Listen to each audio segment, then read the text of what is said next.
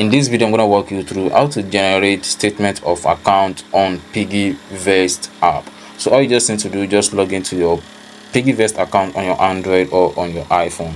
Then the next thing you're gonna do, just click on account down below. Then on this page right here, you can see all these features. Just look down, you're gonna see generate account statement. Just click on that. Then on this page right here, you can see account statement, generate account statement. Just click on drop down. Then you can see which months you want to generate the account.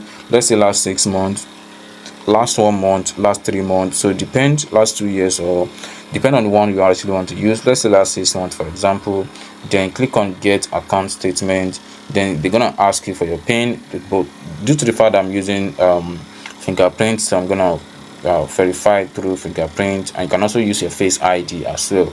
So you can see account statement request sent. You will get an email with your account statement shortly. So I'm gonna send it to your email. So I believe, yeah, I just received it on my email right now. So Piggyvest statement of account for the 6th month. So that is how you can actually generate your account statement, get it in PDF or doc file or Excel, so or CSVS. So that's how you can actually generate your account statement on your Piggyvest account.